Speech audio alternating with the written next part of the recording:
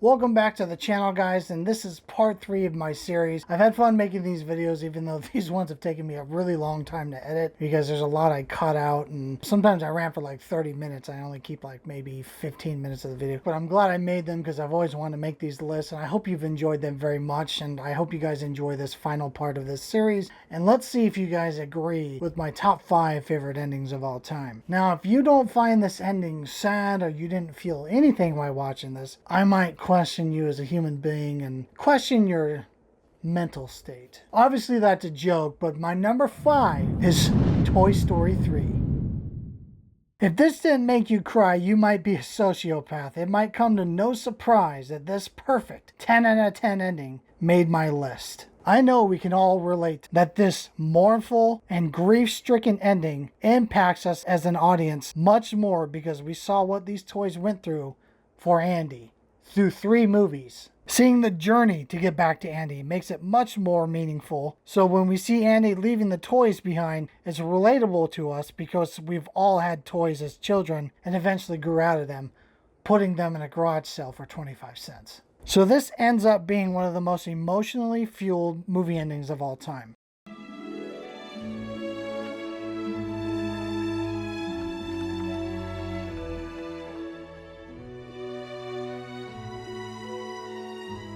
So long, partner.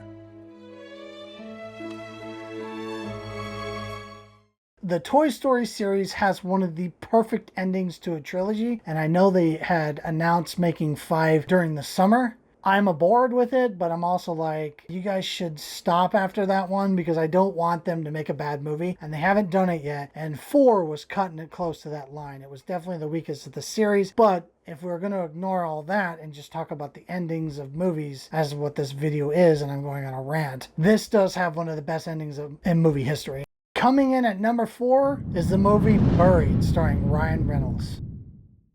Buried had a nail-biting ending that when I first saw it, I was stunned to see how it actually ended the way it did. I almost want to recommend this movie just because of the last 5 minutes. The whole thing does take place in a coffin, so if you're claustrophobic, you're going to have so much anxiety watching this movie. And it does a great job making that claustrophobia worse and worse. Every 20 minutes, something else is making it harder to watch. And again, this video is spoiler-filled. So if you don't want the ending of any of these movies spoiled, turn this video off now. Ryan Reynolds does carry the film, arguably one of his best performances. It was really nice to see him get away from the comedy. This showed that he has acting chops, because he's always just like sarcastic in all his movies, and it really does annoy me very much. Either he's riding the sarcasm train until he can't anymore and people get tired of it, or he doesn't realize he has acting skills and he can do more roles like this. So in the end, Paul calls his wife on this cell phone, and he's hopeful that he'll be returning to her. But as the coffin fills up more and more with sand, you start to question, okay, are they going to save him? Like, is this going to be a very last minute rescue? The music's somber present puts a mood on the situation of just stress, anxiety, depression, all that's hitting you at once. The music is very good. And you might ask, why is this on your top 5? Well, because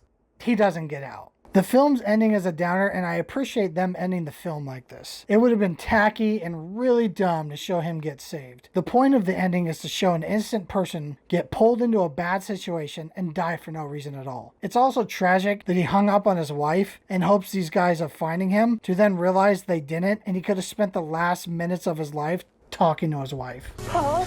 Paul, is that you?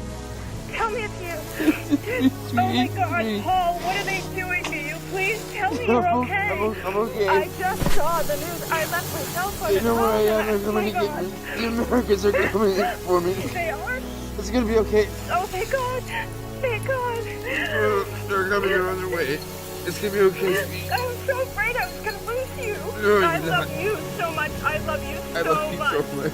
I love you so much. I'm so sorry. I should never have come here. I should have listened to you. I'm Oh, sorry. sweetie, I don't care. I just want you home. Please, Okay. come home to I'm me. coming home. I'm coming home. Swear it. I swear I'm coming home. I love you. I love you so much. I do. Okay. They're here. Oh, okay. They're here. I have to go, okay? Call me right away. I will. I promise you I will. I love you. I love you. Swear I love you so much. Swear it again. I swear I have to go. Please come home to I me. love you. Move! Yeah, Let's go! brother. Okay, Paul, we're here. Big. You're then over here. You brought us right to you. Better, you have to hurry.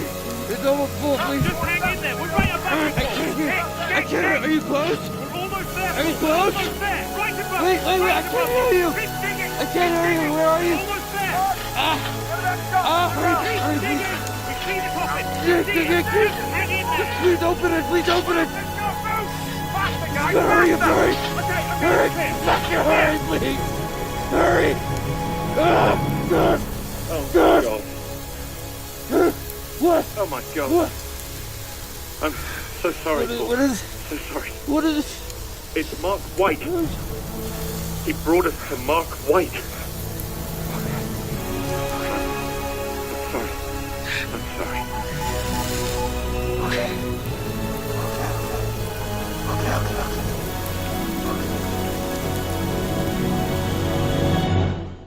As you can see, it's a very depressing ending and it just puts you in this hopeless mood. But if you think about it, it does work. And I think had they saved him and pulled him out and gave him some oxygen and he called his wife, he's like, I'm coming home. And then they showed him get on a plane and then land and go up and hug his wife. It just would have been dumb. It would have defeated the purpose of the movie. And I think a negative ending was very appropriate with this film.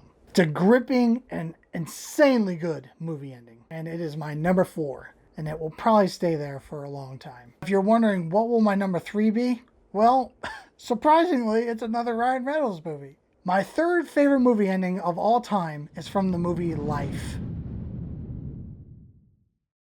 The movie itself is pretty decent. It's not bad. It's a good extraterrestrial alien movie. It wasn't horrible. It wasn't amazing. It was good. I would consider it a very mainstream movie. It's made for a more broader audience than, a movie critic or someone like myself who's very into scripts and set design, and I pay attention to all that stuff that no one pays attention to. This is very mainstream, and I thought it was really good for what it was. But what makes this movie so special to me is that ending. My 5 colleagues all sacrificed themselves to maintain the firewall, so please honor them for giving everything to this cause. Mars life forms should be considered hostile. Do not underestimate their intelligence and their adaptive capabilities. Now, we did not learn how to restrain or eliminate it, and if this creature ever reaches Earth, use every available resource to destroy it, or you will risk all human life.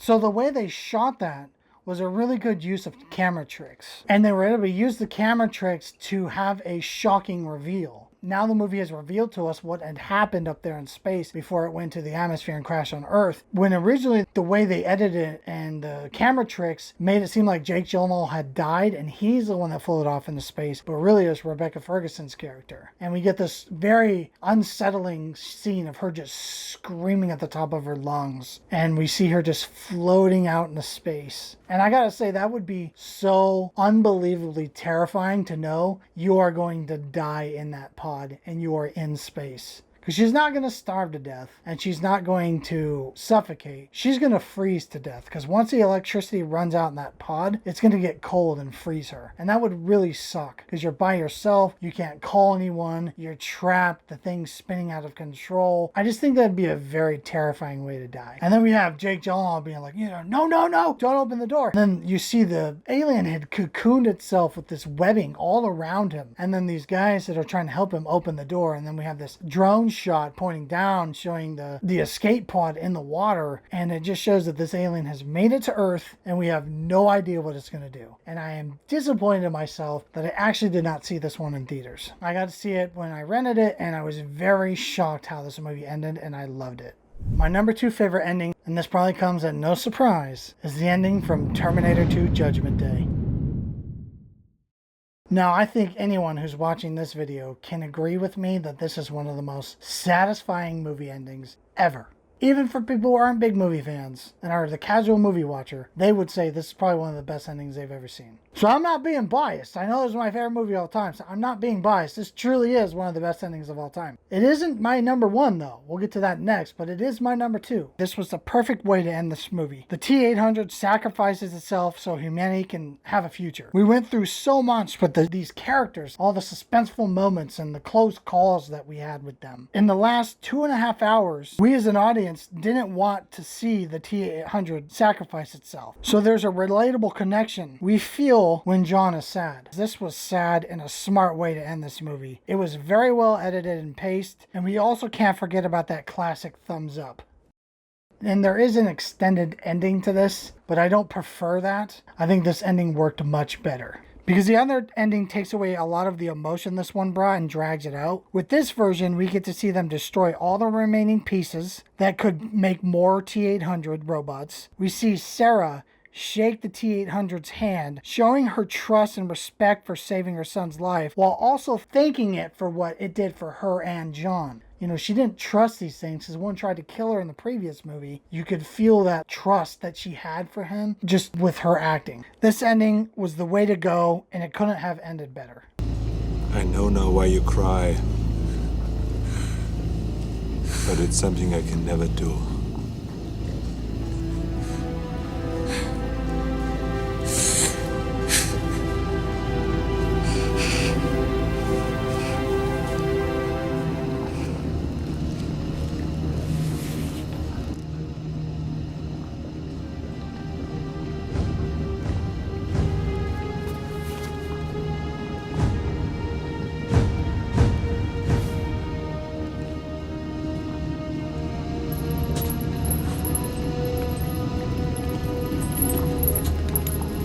Goodbye.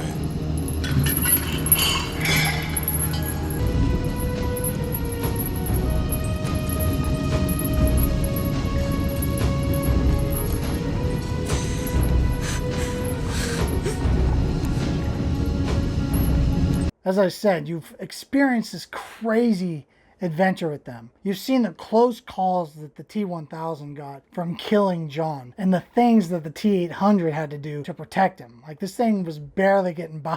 It was way more advanced than the T-800, yet this thing was still able to barely scrape by defeating it. He hugs his mom after because this thing had sacrificed its life for them, but it did its job. This was truly one of the best, well-paced, edited, and emotionally impactful scenes we've ever had in a film. So now we're going to be doing my number 1 pick, and I want to confess something to you before I tell you what it is. I did not see this movie in theaters, and I am still to this day ashamed Because when I saw the trailers to this film on TV, I thought, wow, that looks generic and dumb. How lame can it get? I don't want to see that. It just doesn't look that good. And I'm not happy with myself that I did not see this, because this ending ended up being number one on my list immediately. Terminator 2 was here, and then this actually put Terminator 2 in second place, which I thought would never happen. And it's one of the only times I was like, oh, and I actually covered my mouth. I will admit that to you guys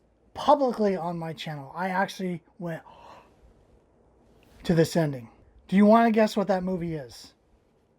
If you didn't guess what it is, I will be happy to reveal it to you. My favorite movie ending of all time goes to The Mist. Please shut this video off right now and go watch this movie so you can experience the ending the way I did. Please do not spoil this one for yourself because of my video. If you haven't seen The Mist, please watch it. I know this is a very controversial ending, and it's a bold way to end a film. This was the last movie directed by Frank Darabont, and I think he went out with a bang. Lots of people do not like this ending, but for me it's number one. So I'd rather you see it and then I can kind of explain it after, so it's going to be a little long. If you don't want to see it, you can just skip forward to my thoughts, but I do want to show you mostly the entire ending in its entirety. I'm going to chop it up a little bit for time purposes, but I'm going to show you a big chunk of the ending here.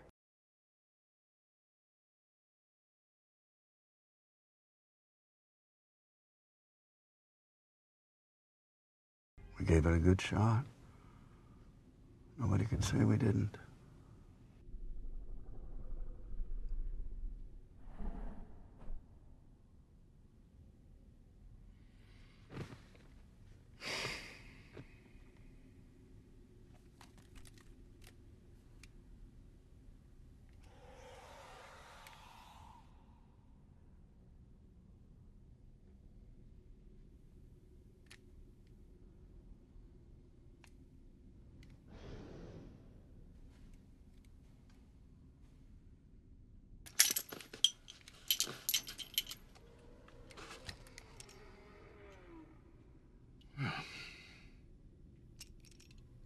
Got more.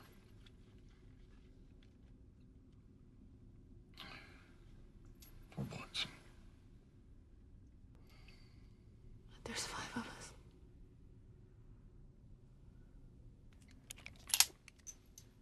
I'll figure something out.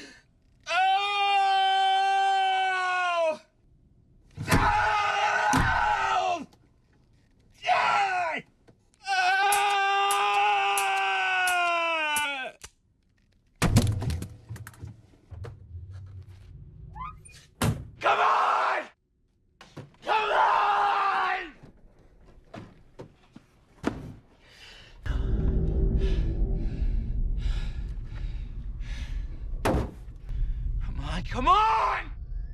Come on! Come on!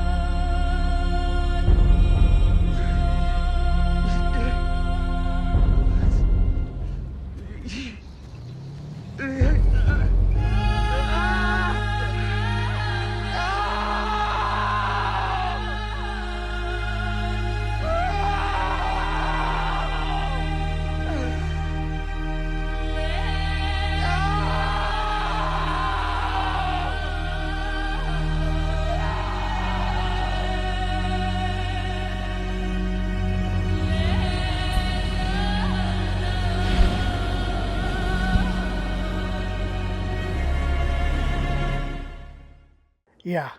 That's how this movie ended. You cannot top that ending. You can't. It's so depressing and hopeless and dead. I love a negative ending because we don't get enough of those in movies. It was like kicking a 100-yard field goal, dude, and getting the 3 points. That's impossible in the NFL. I'm embarrassed that I didn't see this in theaters and I rented this movie from Redbox. Now to recap a little bit, why did I like it so much? I like how quiet the ending was. Everything was silent and all you can hear is the monsters in the fog. And Thomas Jane just putting bullets into the chamber of his revolver. I felt the silence was important and the smartest move because we know what's coming and it lets us dwell and soak in the horror that is about to come. And even when we see the outcome, we are still in distress. Put yourself in Thomas Jane's shoes. How would you feel about this? This scene is really cruel. He's loading the gun. There's only enough bullets to kill everyone but him. Well, the minute he's got to kill his son wakes up and looks at him. You've spent your whole life trying to protect your child from harm. Now you have to shoot him in the head versus the alternative, which would be him being eaten and torn apart by monsters that are in the fog. That is horrific cruelty at its finest. I'd put money on the table if this happened to someone in real life, they'd end up killing themselves. This is not something you could ever recover from, even with the best medication and therapy. The only thing about this movie that does bother me still this day, and I just don't think the CGI holds up well anymore. I think there are a lot of shots that are outdated, and it kind of takes you a little bit out of the film, but not a lot, and it just looks tacky now. But that's more of a nitpick. And a little trivia here is Stephen King actually said that he preferred this ending. He thought this ending was better than what he wrote in the book. How the book ended was he looked at the bullets and then they mentioned, you know, how many you have left? He says, I have 6. And he's like, what do you want to do? And he says, I don't know. I guess we'll figure it out. And then they drive into the fog. At least more of a mystery, like what happens to them? Do they get killed in the fog? You know, does he end up using the bullets to kill everyone? You're not really sure. It's anonymous. And that's how the book ended, but I thought this was way better. And previous, before he killed his son, he had drove home to see if his wife was there, and she was wrapped up in spiderweb, dead. So he's already like mourning her, and now he's got to kill his son. He just killed these innocent people. And then the army shows up and they're blowtorching the eggs to get rid of the fog. Wait a second. If I would have just waited an extra 2 minutes, my son would still be alive and I wouldn't have killed all these people? Dude, you are not going to be able to recover from that. You are going to be messed up for the rest of your life. That is how you write an ending. And I love a good negative ending and I want to see more of this. Someone's going to have to do something more messed up than this to reach my #1 spot. This is as depressing and negative as it gets to a movie's ending.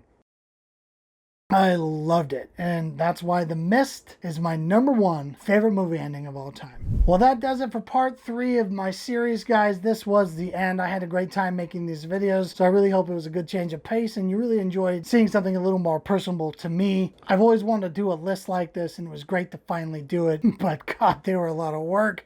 They took forever to edit, and I hope you had a good time watching them. And I am going to be doing another review very soon. I do need to edit the video I'm working on currently right now, but I haven't even made my script for it yet. I'm a little behind, and Halloween season really slammed me, and then these 3 videos slam me pretty hard because they're very lengthy. So I do want to mention I might not post for the next week or 2. The next video I'm going to be posting is quite lengthy, and I want to really talk about it in a good way because I have a lot of respect for the movie, and I want to structure my review the best I can. If you're wondering what it is, I can't tell you, but stay tuned for it and hit that notification bell so you can be notified when that video drops. And please don't forget to hit that subscribe button because it really helps me out, and I'd really like to keep you guys around. Until then, I will catch you movie fans on my next review.